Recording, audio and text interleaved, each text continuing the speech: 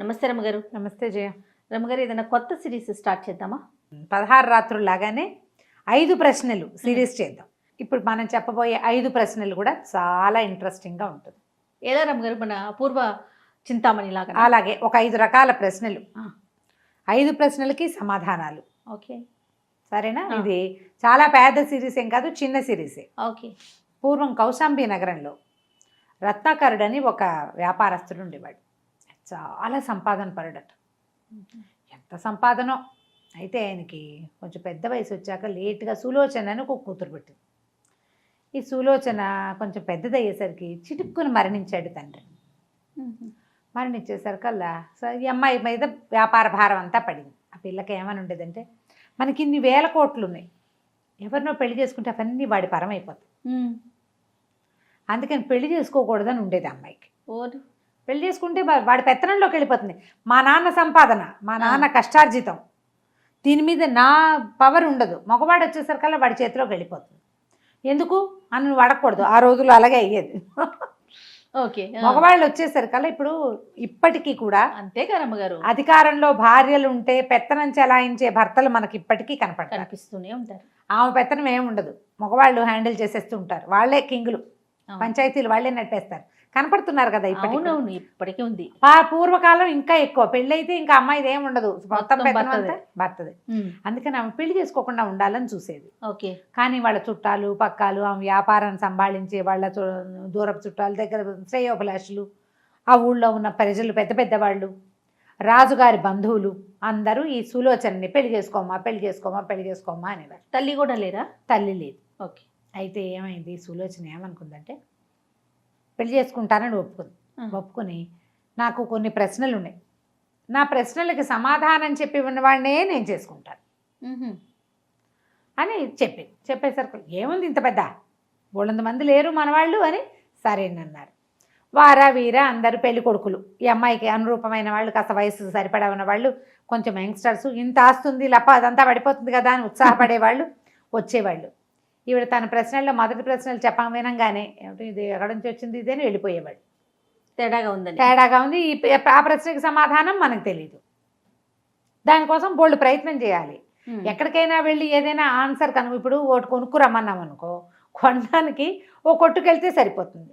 భూప్రపంచం మీద ఎక్కడా దొరకని ఒక వస్తువు అయితే దానికోసం ఎంత ప్రయత్నం చేయాలి. పిల్ల బాగుంది, ఆస్తి బాగుందని సరదా పడితే ఈ సాహసాలన్నీ ఎవడు చేస్తాడని మానేసేవాడు. ఆ కాలంలో ధీరసింహుడు అని ఒక అబ్బాయి ఉండేవాడు. పరమ సాహసి, చాలా సాహసోపేతమైన వ్యక్తిత్వం ఉన్నవాడు. కొంచెం రాచరికపు ఆనవాళ్ళున్న ఒక సంస్థానాధీశుడి కుమారుడు. ఏం లేదు ఆస్తి స్వాస్తి. అతను కూడా ఈ సులోచనని వివాహం చేసుకోవాలని ఉండేది. తాత తండ్రి ఎవరు లేరు, ఊరికే పాతకాలపు ఆనవాళ్ళు ఉన్న ఇల్లు వాకిలి ఉండేది. అతను వచ్చాడు, ధీరసింహుడు అతని పేరు. అయితే వచ్చాడు సులోచన దగ్గరికి. వస్తే అమ్మాయి ఏముంది, బాగా చూడ్డానికి మనిషి బాగున్నాడు. సులోచన చక్కటితే, పైగా డబ్బు అవి ఇచ్చినటువంటి దర్పము, దానివల్ల వచ్చే సౌందర్యము వేరేగా ఉంటాయి కదా. మాట్లాడుకున్నారు ఇద్దరు. ఈ అమ్మాయి ఏమందంటే, నా దగ్గర 5 ప్రశ్నలు ఉన్నాయి, నా 5 ప్రశ్నలకి సమాధానం చెప్తే పెళ్లి చేసుకుంటా. సరే చెప్పండి అన్నాడు. చెప్పండి అంటే, ఈ రాజ్యంలో అప్పుడప్పుడు ఒక వాక్యం వినపడుతూ ఉంటుంది. ఒకసారి చూశాను, మళ్ళీ ఇంకోసారి చూడాలనుంది అని వినపడుతుంది. ఓసారి చూశాను, మళ్ళీ ఇంకోసారి చూడాలనుంది అని ఎవరో మగవాడి కంఠస్వరం వినపడుతుంది. వాళ్ళు ఏం చూశారు, వాళ్ళకి ఏమిటి మళ్ళీ చూడాలనుంది, అసలు వాళ్ళు ఎవరు, ఈ ప్రశ్నకి సమాధానం పట్టుకురా. ఇదేం ప్రశ్న?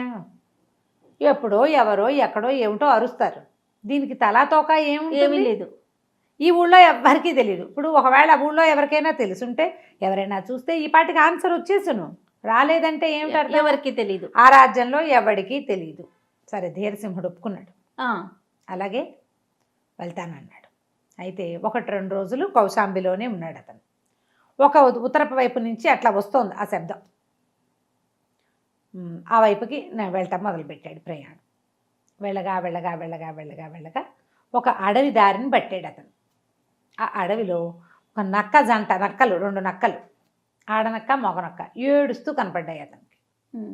కనపడేసరికల్లా అతను అడిగాడు, ఎందుకు ఏడుస్తున్నారు ఏమిటి అంటే, నక్కల జంట ఏముందంటే, ఈ ముందు కొంచెం ముందుకెళ్తే ఈ అడవి చివర పెద్ద కొండ ఒకటి ఉంది, ఆ ఆ కొండ మీద గుహలో, పెద్ద కొండ కాదు, ఒక మాదిరి కొండ, గుహలో ఒక జంతువు ఉంది. దానికి మొహం మీద కొమ్ము ఉంటుంది, ఖడ్గమృగమో ఏదో అంటారు దాన్ని. అది ఎంతసేపు మమ్మల్ని కుమ్మేస్తుంది. ఏ పక్కన మేము పిల్లల్ని పెట్టడానికి ఏర్పరచుకున్నా అది వచ్చి కొట్టేస్తోంది మమ్మల్ని. దాంతో ఆ దుఃఖం పడలేకపోతున్నాం. ఇప్పటికి 4-5 సార్లు బొరియలు తవ్వుకున్నాం. అది ఏం చేస్తాట, కొమ్ముతోటి ఆ బొరియల్ని కూడా కొట్టేస్తోంది అని చెప్పేసరికి సరే నేను చూస్తానని ఇతను ఏం చేశాడు, ఇతను ఏంటంటే ఇతరులకి సహాయం చేసే గుణం అనమాట.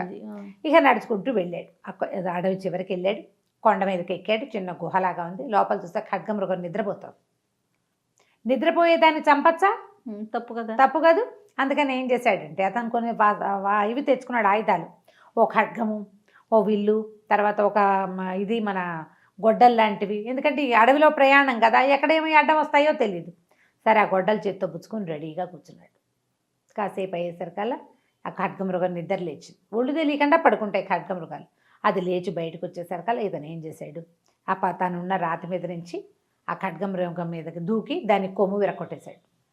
కొమ్ము ఉంటేనే దానికి దురద, అది కోపంతో చేయదు, దురదతోటి ప్రవర్తిస్తుంది ఎక్కువగా.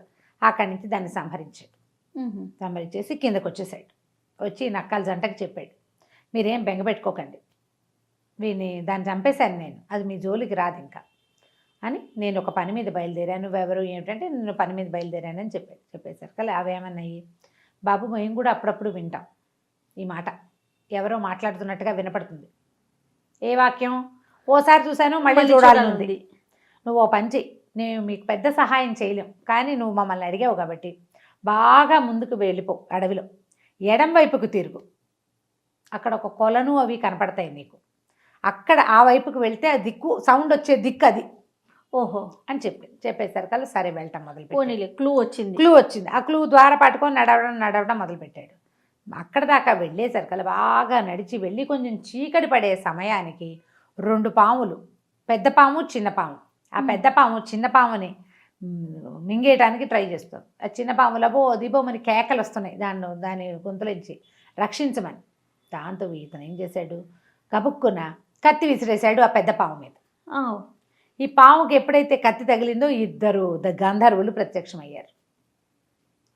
ప్రత్యక్షమయ్యి వాళ్ళు ఏం చెప్పారంటే, నాయన మేమిద్దరం గంధర్వులం, ఒకచోటే పుట్టాం, చిన్నప్పటి నుంచి మా ఇద్దరికి పడిచచ్చేది కదా, అన్నదమ్ములే వాళ్ళు. పెద్దవాడు చిన్నవాడిని చంపేయటానికి ట్రై చేస్తాడు, చిన్నవాడు పెద్దవాడిని కాటేయటానికి ట్రై చేస్తాడు, ఏదో ఒక రూపంలో మేము అలా కొట్టుకుంటూనే ఉన్నాం అని చెప్పేసరికల్లా ఇతను ఏం చేశాడు, సావకాశంగా కూర్చుని, మీరు ఇట్లా చేసుకోకూడదు, మీ జాతి మీద గౌరవం ఉండదు, మీరు ఇంకొకళ్ళకి తేలిగ్గా దొరికిపోతారని ఇట్లా కొంచెం కౌన్సిలింగ్ పాటని చెప్పాడు. సరే వాళ్ళిద్దరూ సర్దుకున్నారు, ఇక నుంచి కొట్టుకోము, ఈ స్వరూపాలు మార్చుకుని కొట్టుకోటాలు అవి చేయకుండా ఉంటాము అని ఒప్పుకున్నాక అడిగారు, నువ్వెవరు ఏమిటి అంటే సేమ్ ఇది చెప్పాడు. చెప్పేసరికి వాళ్ళు ఏమన్నారు, బాగా ముందుకెళ్ళు, నీకు ఒక చెరువు కనపడుతుంది, ఆ చెరువు దగ్గర నీకు ఈ ప్రశ్నకి సమాధానం లభించవచ్చు, ఆ చెరువుకి చుట్టుపక్కలే ఈ శబ్దం వస్తుంది, ఓకే అని చెప్పారు. సరే వీడు ఆ రాత్రి పడుకున్నాడు. తెల్లవారే లేచి ఆ చెరువు దాకా నడవటం మొదలుపెట్టాడు. ఒక పెద్ద చెరువు, దాని నిండా కమలాలు పుష్పాలు బోల్డ్ ఉన్నాయి.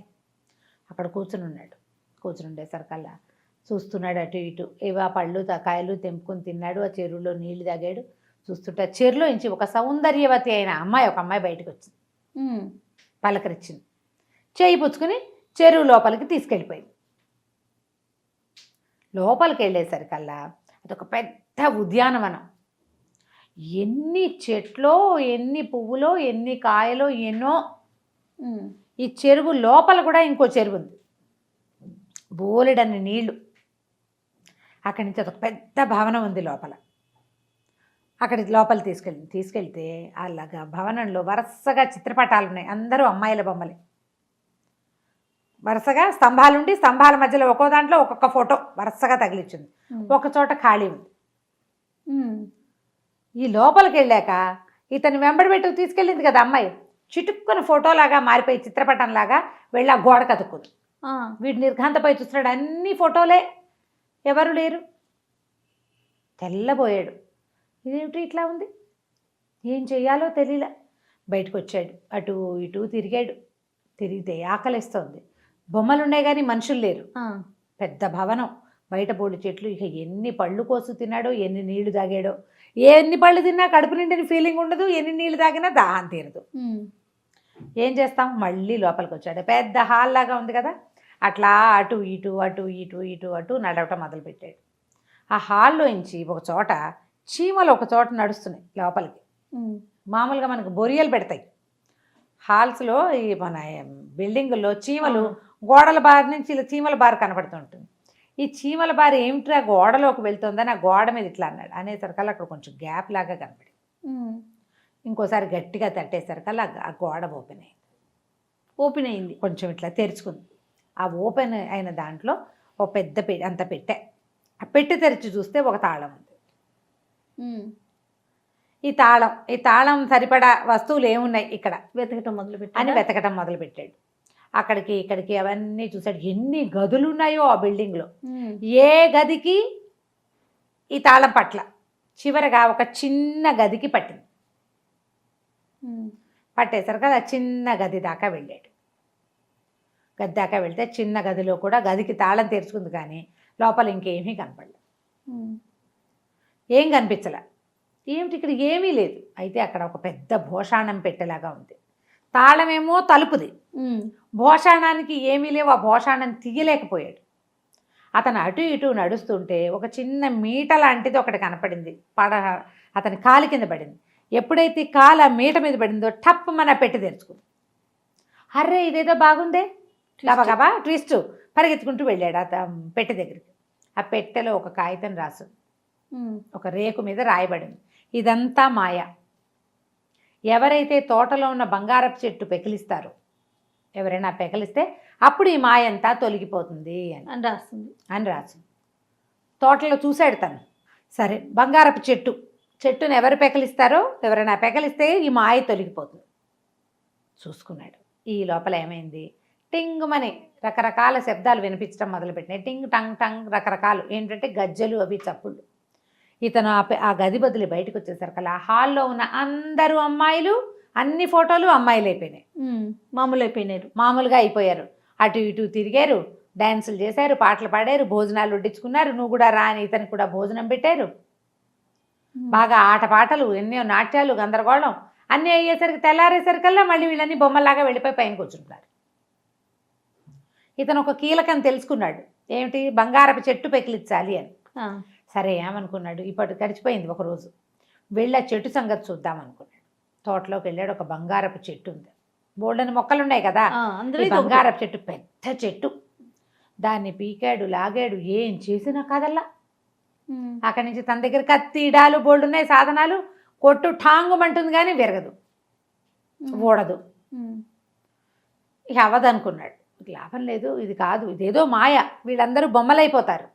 ఏమిటో ఇన్ని గదులున్నాయి, మనుషులు లేరు, ఇన్ని నీళ్లున్నాయి, దాహం తీరదు, ఇన్ని పళ్ళున్నాయి, ఆకలి తీరదు, ఏం చేయాలో తెలీదు. సరే, ఇవి వచ్చేస్తుంటే ఈ చెట్టు ఉంది కదా, దానికి ఒక ఐమూలకు ఒక చిన్న బంగారపు చెట్టు. ఇదైనా ఇంత చిన్న చెట్టు అయినా వస్తుందో రాదో చూద్దామని వెళ్ళి దాని దగ్గరికి వెళ్ళి ఒక లాగు లాగాడు. లాగంగానే పెళ్ళాడుతో పెద్ద చెట్టు కాస్త పడిపోయింది. చిన్న చెట్టు లాగేసరికి పెద్ద చెట్టు పడింది. పడటం ఏమిటి, వెంటనే ఆ భవనం మాయమైపోయింది. ఆ చెట్లు, ఆ నీళ్లు, ఆ బోల్డని మొక్కలు సమస్తము మాయమైపోయి ఆ హాల్ లోపల నుంచి ఈ 100 మంది అమ్మాయిలు బిలబిల్లాడుతూ పరిగెత్తుకుంటూ వచ్చారు. వచ్చేసరికల్లా ఆశ్చర్యపోయాడు, మీరంతా ఎవరు, ఏమిటి అని. అనేసరికల్లా వాళ్ళు ఏమన్నారంటే, మేము ఒక నాగరాజ కన్యకలము, మా నాన్నని వివాహం చేయమంటే ఆయనకు నచ్చలేదు, నచ్చక ఇలా మాయాభవనం సృష్టించి ఇట్లా మమ్మల్ని ఇందులో పడేశాడు. మాకు ఎప్పుడు ఇందులోంచి విముక్తి వస్తుందంటే, ఎవరైతే ఈ మాయను తొలగిస్తారో అతడే మీకు వరుడు, అప్పుడే మీ తాలూకు శాపం తొలుగుతుందని చెప్పాడు. అందుకని మేము ఇక్కడే ఉండిపోయాం. ఎంతమందో వచ్చారు, వెళ్ళిపోయారు. ఆ చెరువు దగ్గరకు వచ్చిన వాడిని, ప్రతి వాడిని వీళ్ళు లోపలికి తీసుకెళ్లారు. కానీ ఎవరు దాన్ని, ఆ మాయని ఛేదించలేకపోయారు. నువ్వు ఛేదించావు, వివాహం చేసుకోమని అడిగేసరికల్లా మీ అందరినీ నేను వివాహం చేసుకోవటం ఏంటమ్మా, కుదరదు, నేను ఎవరిని పెళ్ళి అది చేసుకోను, అయినా ఇప్పుడు నాకు వేరే పని ఉంది, నా పని అయ్యాక చూస్తానన్నాడు. అని మీరు వెళ్ళిపోండి అంటే వాళ్ళు వెళ్ళటాల వెనక్కి. ఇతను వెనకాల పడి వస్తూ ఉంటే ఆ చెరువు దాటేసి చెరువులోంచి బయటకు వచ్చేసారు అంతా. నడిచి వస్తుంటే ఒకసారి చూశాను, మళ్ళీ చూడాలనుంది అని వినపడేసరికి రాజకుమార్తెలు పరిగెత్తుకుంటూ వెళ్ళిపోయారు వెనక్కి. ఉన్న అమ్మాయిలందరూ వెళ్ళిపోయారు 100 మంది. ఉమ్. ఇతను వెతకడం మొదలెట్టాడు. ఈ కంఠం ఎక్కడి నుంచి దగ్గరలోంచి వినపడదని చూస్తే ఒక ఆయన ఇట్లా దీనంగా ఉన్న కుర్రాడు, గడ్డం పెరిగిపోయి, బట్టలు చిరిగిపోయి, చీలికలు బాలికలుగా ఉన్నటువంటి పిచ్చిగుడ్డలతోటి భిక్షుకావస్థలో ఉన్న ఒక రాజకుమారుడు కనపడ్డాడు. ఇతను పరిగెత్తుకుంటూ ఆయన దగ్గరికి అతను వెళ్ళాడు. చెప్తున్నాడు. ఎవరినైనా ఏమిటి అంటే అతను ఏమన్నాడు, ఈ చెరువులో ప్రవేశించి ఆ భవనంలోకి వెళ్ళాను. ఆ 100 మంది రాజకుమార్తెల్లో ఒక అమ్మాయిని ప్రేమించాను నేను. చాలా నచ్చింది, ఆమెను వివాహం చేసుకోవాలనుకున్నా. మాయని ఛేదించలేకపోయాను. ఉమ్. ఛేదించలేక చెరువులో నుంచి బయటకు వచ్చేసా. ఉమ్. అప్పుడు చూడగానే ప్రేమించాను. నాకు చూడాలని ఉంది మళ్ళీ. ఎన్నిసార్లు పిలిచినా ఆమె ఏనాడు నాకు కనపడలేదు. నేనే రోజు అట్లా పిలుస్తానన్నాడు. అనేసరికల్లా ఇతను అన్నాడు, భలేవాడివి, ఆ మాయ అంతా తొలిగిపోయింది. ఉమ్. వాళ్ళంతా ఇప్పుడు ఈ చెరువు పక్కన ఉన్న ఒక బిల్డింగ్లో ఉన్నారు. పదని ఈ రాజకుమారిని మోసుపోయి తీసుకెళ్ళాడు. అందులోకి తీసుకెళ్ళి ఆ రాజకుమార్తెలతో మాట్లాడి ఇతను ఎవరినైతే ప్రేమించాడో ఆ అమ్మాయినిచ్చి వివాహం చేసుకోవటానికి వాళ్ళని ఒప్పించేశాడు. ఉమ్. వీళ్ళంతా పెళ్లి చేసుకుంటామని అడిగారు. మాయ ఛేదించిన వాడు మొగుడు కావచ్చు, మాయ ఛేదించిన వాడే కదా ఇంకో భర్తను తీసుకొచ్చాడు. అవును. వాళ్ళని ఒప్పించి వివాహం చేయించేశాడు. చేయించేసి రాజకుమారుడి రాజ్యానికి వాళ్ళని పంపేసి తన దారిని తను మళ్ళీ వెళ్ళాడు సులోచన దగ్గర. విషయం చెప్పాలి కదా ఇక మొత్తం కథ అంతా ఇదిగో ఇలా జరిగింది అని చెప్పాడు. అని చెప్పాడు. ఇది అనగానే అప్పుడు ఆ రోజు నుంచి ఇప్పుడు అతను అక్కడి నుంచి ప్రయాణం చేయడానికి మళ్ళీ 10 రోజులు పడుతుందా? అవును. మాటలు వినబడ్డా మానేసినాయి. ఓసారి చూశాను మళ్ళీ చూడాలనిపిస్తుంది అనేది లేదు ఇంకా. ఆ డైలాగ్ లేదు. దాంతో ఈవిడ ఇది నిజమే అయ్యి ఉంటుంది. ఎందుకంటే నువ్వు ఏ రోజున ఈ కథ జరిగిందని చెప్తున్నావో ఆ రోజు నుంచి ఈ వాక్యాలు వినపడలేదు. చాలా బాగుంది, కొద్ది రోజులు విశ్రాంతి తీసుకొని నీకు 2వ ప్రశ్న చెప్తాను. ప్రస్తుతానికి ఆయన విశ్రాంతి తీసుకోవడానికి వెళ్ళాడు. తనకి ధైర్యం వచ్చేసింది, ఈ అమ్మాయిని నేను సాధించగలను, సాహసం కావాలి ఆ ప్రశ్నలకి అంతే. సమాధానం. సరేనన్నాడు. రెస్ట్ తీసుకోవడానికి వెళ్ళిపోయాడు. ఇవాళకి మన కథ కంచికి. బాబా లేవేంద్రమ్మ గారు చాలా బాగుంది. 1960s లో ఆహా. చందమామలో వచ్చింది 5 ప్రశ్నలు.